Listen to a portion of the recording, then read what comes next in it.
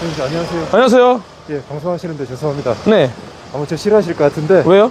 저 실은 JTBC 기자인데요. 아, 그래요? 예, 저랑 잠깐만 얘기 좀 하시면 그래요? 괜찮을까요? 하세요. 라이브 네, 방송을 그러시죠. 하세요. 네. 네, JTBC에서 나왔습니다. 되게 말을 좀 걸고 싶어가지고요. 아, 그럼요. 네, 괜찮아요. 네네네. 저는 저를 이제 극우 유튜버 프레임으로 씌워도 되고요. 네, 아닙니다. 뭐든지. 그런 거 아니고. 예. 예. 저희도 네네네. 사실 궁금하잖아요. 어떤 게 진짜 우리를 화나게 하는가. 아, 근데 네네네. 저는 정말 솔직히 말씀드리면은 네네. 뭐 윤석열 대통령 탄핵 그것도 정말 화가 나서 저는 15시간에 걸쳐서 탄자니아에서 귀국을 했습니다. 근데 가장 큰 문제는 뭐냐? 이재명의 비선거관 박탈이 왜 이렇게 늦어지고 있는가? 저한테는 그게 조금 더 컸어요. 왜냐면은 그런 인간이 도대체 대한민국에서 지지율이 그 정도 나온다는 거는 아마 JTBC 때문이 많았다. 그건 또 아니다. 아니죠. 나는 그렇게 알겠습니다. 생각합니다. 네네. 왜냐면 시민의 생각은 다 다른 거니까. 네네네, 맞아요. 그리고 늘 얘기하는 거지만 구구라는 단어를 네. JTBC나 MBC에서는 너무나 쉽게 사용합니다. 그거는 맞습니다. 근데 많은 사람들이 이렇게 나와 있는데 이 사람들이 전부 다 구구라면 그것이 오히려 정상이 아닐까요? 왜 JTBC나 MBC는 구구라는 멸칭을 사용하냐는 겁니다. 왜? 우리들이 바보라서 그렇습니까? 저 나름 많이 배웠습니다. 근데 왜 구구라는 표현을 사용하면서 유튜버들을 멸칭으로 부르는지 나는 이해를 못하겠습니다. 그 사람들의 얘기는 들어보려고 하지도 않지 않습니까?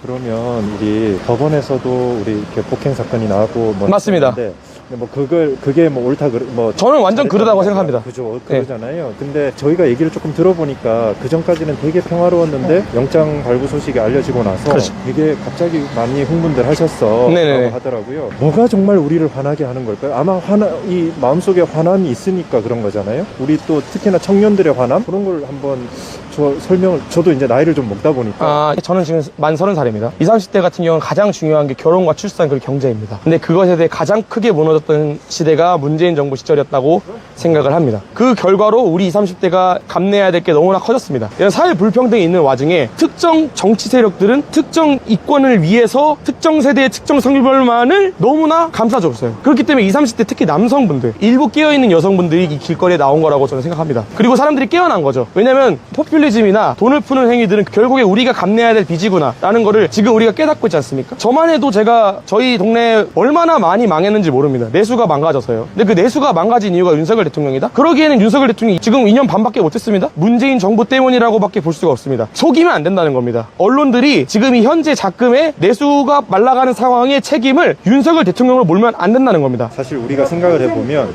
우리가 예전에는 이 당도 미워 저 당도 미워 사실은 정치인은 다 미워 우리하고는 관계없는 사람들이야 네네. 자기들의 이익만 얘기해 네네. 라고 생각할 때가 훨씬 많잖아요. 그래서 예전에는 저 젊을 때 한 20, 30대 때는 네. 20, 30대는 정치에 관심이 없었죠. 이런 얘기가 정말 네. 많았어요.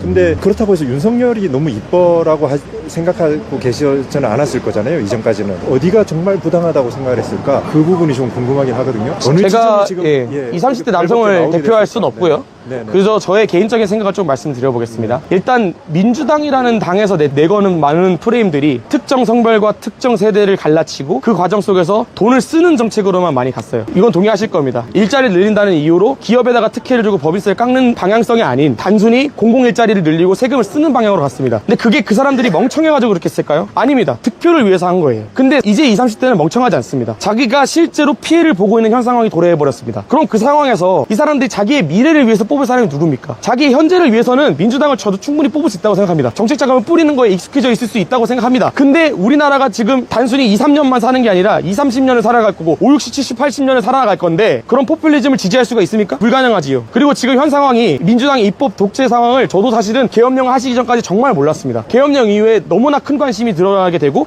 여기서 완전히 지금 장관 인사 탄핵부터 시작해서 행정부를 완전히 마비시키는 정책들만 입법안들만 내세우고 있구나. 양보부터 시작해서 정말 말도 안 되는 자본시장주의를 망가뜨리는 법률을 시행하고 있구나라는 걸 깨닫고 목소리를 내고 있는 것입니다. 계엄은 그러면 불가피했다고 보시는 거예요? 저는 아닙니다. 이건 아니에요. 계엄이라는 것은 불가피하지 않았고요. 당연히 다른 선택지도 있었지만 저는 윤석열 대통령이 평생을 검찰에서 몸담으면서 범죄와 싸운 분이라는 걸 잘 알고 있습니다. 근데 그런 분께서 이런 여파를 생각하지 않고 단순히 홧김에 계엄을 했을 거라고 생각은 절대 안 합니다. 본인께서 주장하고 싶으시는 입법 독재와 부정선거와 관련된 내용들을 최대한 많은 사람들에게 알렸으면 좋겠다. 불가피하지는 않았지만 네네네. 적어도 그 심정이나 그 힘든 상황은 이해해. 정말 그 정도로 그렇죠. 받아들이면 될까요? 많이 이해하고 있죠. 그 결과로 현재도 아시겠지만 지지율이 역전이 되고 있습니다. 물론 이제 어떤 여론조사 기관에 따라 다르겠지만 실제 길거리에 나와보시면은 길거리 20, 30대가 제가 봤을 때는 지난 시간 중에 제일 많이 나와 있습니다. 특히 20, 30대 그 중에서도 남성들이 많이 나왔다. 많이 나와 있죠. 라고 얘기를 하잖아요. 그렇죠. 특별히 우리 감정을 건드린 게 혹시 뭐 그런 게 혹시 있을까요? 사실 20, 30대 기준에서는 가장 중요한 게 아까 말씀드렸던 결혼과 출산, 육아인데요. 근데 그게 전혀 개선이 되지 않았습니다. 문재인 정부 때 김대중 대통령이 만든 여가부는 실질적인 도움이 되지 않고 있죠. 그렇기 때문에 우리는 실적인 문제를 해결하기 위해서, 평등을 이루기 위해서 여가부를 없애겠다고, 그리고 20대 초반 남성들이 가장 원하는 것 중에 하나인 군인의 급여를 올리는 거. 저도 병장 때 45만 원밖에 못 받았습니다. 물론 선임이 더 최근에 많이 올라왔죠. 많이 올라왔죠. 네. 저는 이 대한민국 가장 필요한 게 무엇이냐? 여성 정책이냐? 아니면 국방 퇴역군인을 위한 정책이냐라고 하면 당연히 후자가 된다 라는 생각이고, 그건 20, 30대 군필 남성들이라면 모두가 공감합니다. 왜냐면 얼마나 힘들고 배고프고 외롭습니까? 정말 힘든 게 군대고, 배고프고 짜증나고 있기가 싫은데 있어야 되는 곳이 군대입니다. 그러나 지금 문재인 정부를 지나서면서 국민청원이 올라갔죠. 양성평등하게 군대를 가자 했을 때 재밌는 안건이라고 하고 넘어갔잖아요. 근데 양성평등회로 같이 가자는 의미가 아니라 의무복무를 하고 있는 군인에 대한 처우를 개선해달라는 의미예요, 사실은. 근데 거들떠도 보지 않았죠. 근데 윤석열 대통령은 뭐 했습니까? 임기 시작하자마자 군인 월급 올렸어요. 그리고 여가부를 해체하겠다고 얘기했어요. 너무나 올바른 말이죠. 왜냐면 대한민국이 지금 솔직히 생각했을 때 JTBC, MBC, 조선일보, 여야 여론을 떠나서 군인들이 피와 땀으로 지킨 땅입니다. 지금 우리가 이렇게 편하게 옷 입고 지금 이 스마트 기기 쓰면서 이러고 사는 게 전부 다 우리 대신에 죽어 가셨던, 피 흘리고 지금 이 날씨에 고지전을 펼치면서 엄마 아빠 그리워하면서 17살, 16살부터 참전을 하셨어야 됐던 그분들 덕분에 계신 거예요. 예? 근데 문재인 정부에서는요, 그런 사람들을 개취급하고 그러면서 삶은 소대가리 들으면서 말도 안 되는 평화정책인 것처럼 하고서 또 속아가지고 남북 연락사무소 폭파됐죠. 예? 이게 정상입니까? 이게 정상적인 나라입니까? 그런 당을 지지할 수 있어요? 그럼 우리 JTBC 이거 꼭 내야 돼. 꼭 내보내십시오. 알겠습니다. 네. 꼭 내보내십시오. 그리고 저거 안 내보내도 JTBC 꼭 내보낼 겁니다, 제가. 우리 다 형님 찍었어요, 이거. 또그 부분, 부정선거 부분. 네. 그 부분은 사실 지금 논란이 되게 있죠. 많이 있습니다. 그 부분은 어떻게 생각을 하세요? 저도 약간 이게 어디까지 믿어야 되고 어디까지 그렇더라고요. 이게 확인도 안 되고. 제가 개인적인 입장을 말씀드리겠습니다. 우리는 주권을 가진 개인이고요. 이 민주주의라는 것은 선거로 인해서 이루어지는 게 사실은 대부분에 그렇습니다. 근데 우리가 요청하는 게 있다면, 유권자가 진실검증을 요구하고 뭔가 문제가 있는 게 하나라도 존재한다면 아무리 헌법기관이라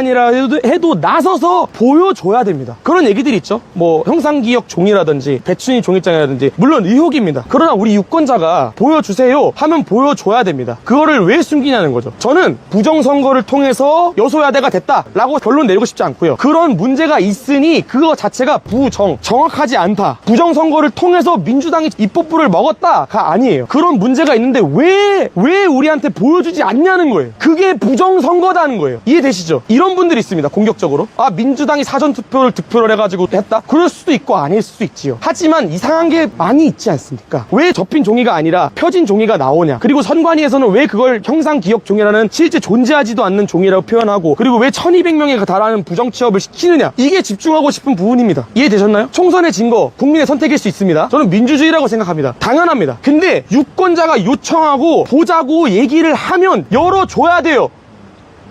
사실은 또 여쭙고 싶은 게 있는 게, 우리가 보면 이쪽 진영에 선 사람들은 JTBC나 MBC를 믿지 않아. 그리고 이쪽 진영에 서 있으면 상대방 유튜버도 믿지 않아. 네. 저쪽 진영에 서 있으면 이쪽은 다 믿지 않아. 네네네. 어떻게 보면 요즘에는 양쪽 유튜버들은 가운데 있는 언론사를 다 믿지 않아. 그렇잖아요. 서로가 다 믿지 못하는 세상이 됐고, 실제로 저도 이렇게 보고 있으면 우리 기사들 중에서도 상당히 부당한 기사들이 있고, 있죠. 많이 있죠. 그리고 또 실제로 가짜뉴스들도 제법 많고, 일부는 사실이지만 어느 정도 추측으로 만들어낸 기사들이 대단히 많단 말이죠. 네네네. 이거 어떻게 생각하세요? 이게 우리가, 근데 아마 서로 가짜뉴스야, 서로 믿지 마라고 얘기하고 있거든요. 이 현상을 어떻게 생각하세요? 우리가 어떻게 제가 확실히 해결해야 말씀드리겠습니다. 될까? 네네네. 우리 보수 쪽이라고 얘기를 할게요. 저는 보수도 아니라고 생각해요. 네, 정답이라고 생각하기 때문에. 편의적으로 생각합니다. 네네네. 이 모든 가짜뉴스의 시작은 무엇이냐?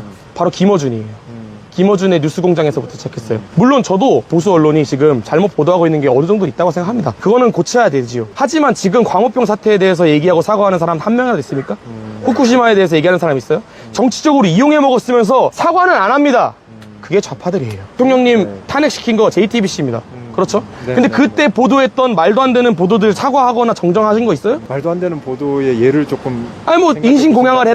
했다느니 말도 안 되는 보도들이 몇 개가 있었습니까? 네. 그때부터 JTBC에서 재직하셨다면 아실 거예요. 거기 그때의 목적은 여당을 탄핵시키자 이거였을 거예요. 물론 저는 JTBC가 언론 보도 역할을 나름 잘하고 있다고 생각합니다만 너무 편향돼 있어요. 제가 구구일까요? 제 얘기를 처음부터 끝까지 들은 사람들이 저를 구구로 평가할까요? 아니면 나의 미래와 우리 조국의 미래를 생각하는 사람이라 생각할까요? JTBC에서 있으셔가지고 아실 거예요. 그러니까 편향됐다, 가짜뉴스다. 그 시작은 광우병입니다. 김어준 당신입니다. 김어준 당신이라고요. 김어준 너라고 너. 다스베이더부터 시작해서 너. 그러면서 이제 와가지고 보수 세력에서 조금씩 반격을 하니까 우리도 해보자 해가지고 하니까 그게 가짜뉴스다? 민주 파출소를 만든다? 보수에서 가짜뉴스를 척살하겠다고 무슨 명박 파출소를 만든 적이 있나요? 그 당시에 이명박 대통령이 얼마나 고생을 많이 받았습니까? 가짜뉴스는 이쪽이나 저쪽이나 마찬가지다. 마찬가지다. 네. 거지만 시작은 민주당이 했다. 이거에 대해 반박이 불가능합니다. 성함이나 뭐 여기 유튜버 네네네. 너무 화가 나서 격앙적으로 말씀드린 거는 죄송해요. 왜냐면 JTBC를 제가 진짜 싫어하기 때문에. 네, 알고 있습니다. 아, 네, 감사합니다. 알고 있습니다. 제가 어떻게 TV에 나올지는 모르겠지만 마지막으로 할 말 있다면은 지금은 정말 심각한 상황이라고 생각해요. 왜냐면 그 전까지는 정치가 개인의 이권에 영향을 크게 안 미쳤어요. 왜냐면 경기가 너무 좋았기 때문에. 사실은 정치가 너무나 큰 영향을 미치진 않았어요. 성경이 좋을 때는요. 근데 지금은요, 정말 다들 너무 힘듭니다. 다들 너무너무 힘들어요. 제가 원래 여행 유튜버입니다. 근데 15시간 거쳐서 아프리카에서 귀국했어요. 왜? 이거 안 하면은 진짜 우리 죽습니다. 우리나라 끝나요. 말도 안 되는 포퓰리즘으로 우리 부모님이 쌓아놓은 원화 자산으로 되어 있는 모든 부동산이나 예금 자산이나 전부 다 쓰레기 취급이 될 거예요. 지금 같은 말도 안 되는 유동성이 펼쳐지고 있는 상황에서 저도 사람함께 해서 많은 자산을 달러화를 해야 됐고요. 하지만 그러지 않아도 됐던 시기가 꽤 오래 있었습니다. 대한민국에도 얼마나 많은 황금기가 있었습니까? 근데 그 황금기가 좌파 정권에서 있었는지 아니면 우파 정권에서 있었는지 여러분들은 아실 거 아닙니까? 당장 현금 25만 원 찍어주겠다고 하는 사람 찍지 마시고 진짜 우리 미래를 바꿀 사람을 찍으십시오. 그리고 들고 일어나십시오. 여기까지 하겠습니다. 네, 네. 네. 저희 연락 한번 하셔서 네네네. 서로 예 조금 네네네. 예, 천천히 네네네. 얘기도 한번 해보시고 하시죠. 아, 감사합니다. 예. 고맙습니다. 네, 방송 잘 감사합니다. 예. 제 생각일 뿐이고 저의 보수의 입장을 대변하는 건 아니에요. 제가 무슨 정당 정치인이나 당원이 돼본 적도 없어요. 그러니까 우리 같은 사람들이 진짜 열심히 해야 돼. 악마의 편집 나오면 그대로 내가 어차피 녹화 다 돼 있잖아. 사실은 가짜뉴스의 기준도 지들 마음대로잖아. 왜 다스베이더부터 시작했던 김어준의 개소리들은 왜 아무도 검증하지 않아? 왜 민주당 측에서는 그거 검증 안 해? 맞지? 얘들아, 왜 김어준이 했던 말도 안 되는 소리들은 민주파출소에서 가짜뉴스를 취급 안 하냐고. 지들이 정답이라고 생각하고 가짜라고 생각하는 것만 가짜뉴스라고 하는 거야. 이게 맞니 얘들아?